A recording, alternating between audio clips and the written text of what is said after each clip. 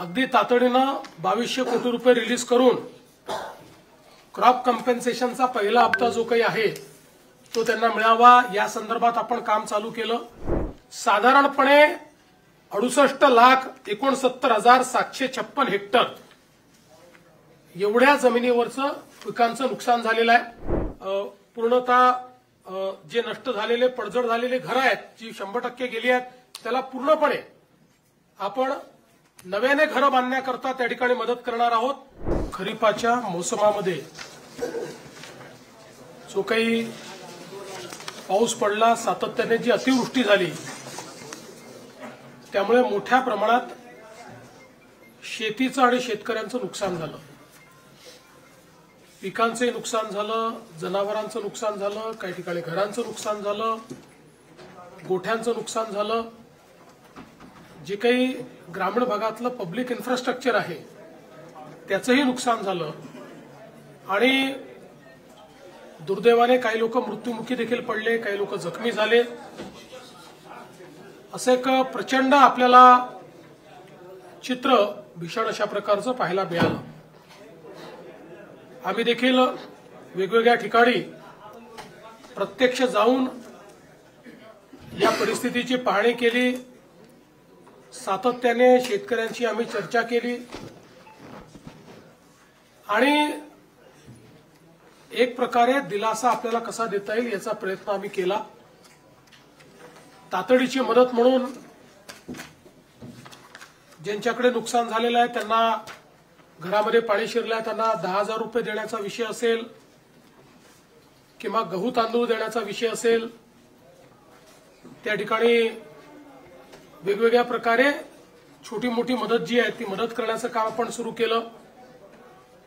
अगदी तातडीनं 2200 कोटी रुपये रिलीज करून क्रॉप कंपेन्सेशनचा पहिला हप्ता जो काही आहे तो त्यांना मिळावा या संदर्भात आपण काम चालू केलं आणि त्यानंतर आम्ही सातत्याने आपल्याला जास्तीत जास्त मदत कशी करता येईल याचा प्रयत्न करत होतो। आपल्याला कल्पना आहे की शेतकऱ्याचं आपल्या पिकावर पोटच्या पोराप्रमाणे प्रेम असतं आणि अशा परिस्थितीत पीक करपून गेलं, त्या ठिकाणी पाणी साचलं, अशी जी काही अवस्था पाहायला मिळाली, झोपलेलं पीक पाहायला मिळालं, चिखल पाहायला मिळाला आणि अनेक ठिकाणी तर जमीनच खरडून गेली। त्यामुळे रबीची पेरणी करण्याचीही क्षमता त्या ठिकाणी उरली नाही। खरं म्हणजे यातनं जे काही आर्थिक आणि मानसिक अशा दोन्ही प्रकारचा त्रास शेतकऱ्यांना होतो त्याचं 100% कंपेन्सेशन कोणीच देऊ शकत नाही।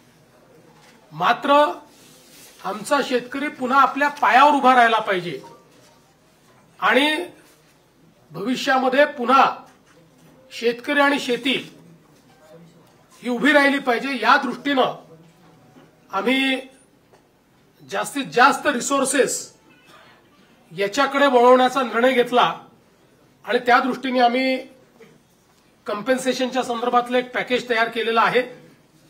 साधारणपणे आपण जर बघितलं तर महाराष्ट्रामध्ये 1,43,52,281 हेक्टर एवढ्या जमिनीवर पिकांची लागवड झाली होती।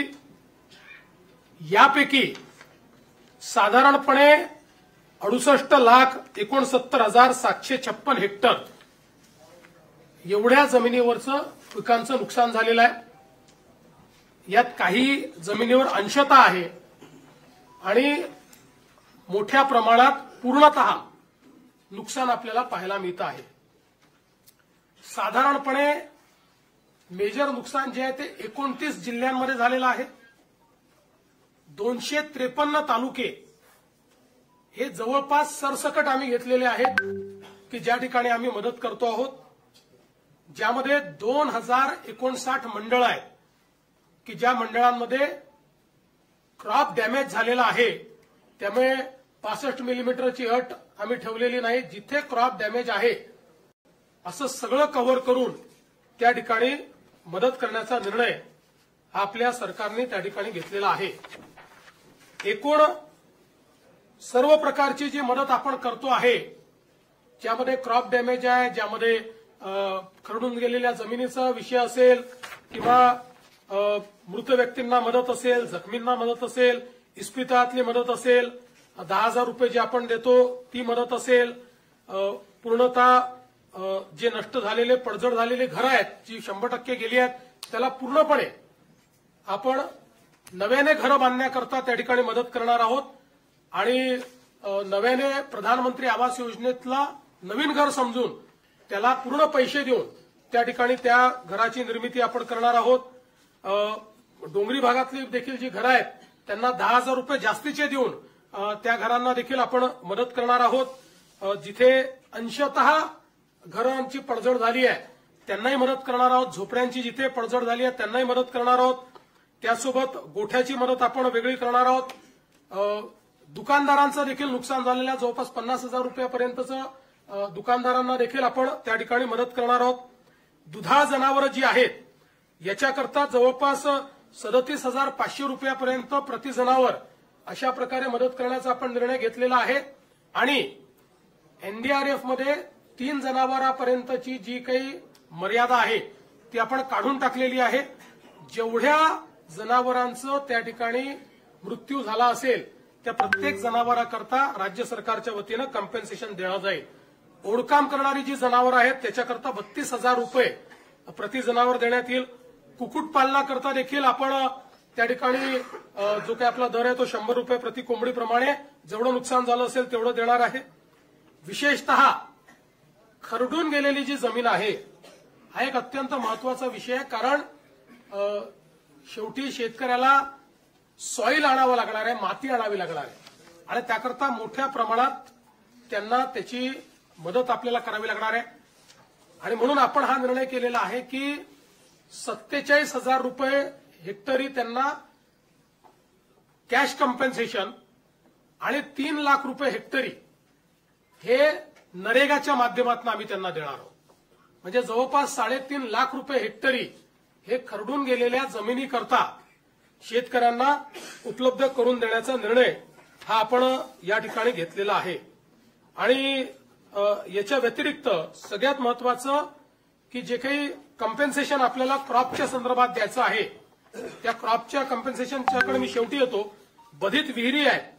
आता ज्या विहिरींमध्ये गाळ गेला आहे, ज्या विहिरींचं नुकसान झालेलं आहे याकरता एनडीआरएफचे कुठलेही नॉर्म्स नाहीत तरी देखील राज्य सरकारने एक विशेष बाब म्हणून 30,000 रुपये प्रति विहीर ही मदत करण्याचा निर्णय घेतलेला आहे ज्यातनं हा गाळ काढणे आणि ती विहीर सुस्थितीत आणणे हे काम देखील आपण करणार आहोत.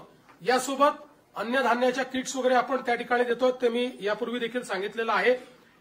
आपण 2 अजून निर्णय याच्यात घेतले आहेत की जे काही इन्फ्रास्ट्रक्चरचं नुकसान झालंय ग्रामीण भागामध्ये त्याकरता 10,000 कोटी रुपये इन्फ्रास्ट्रक्चरच्या नुकसानीकरता आपण उपलब्ध करून देणार आहोत.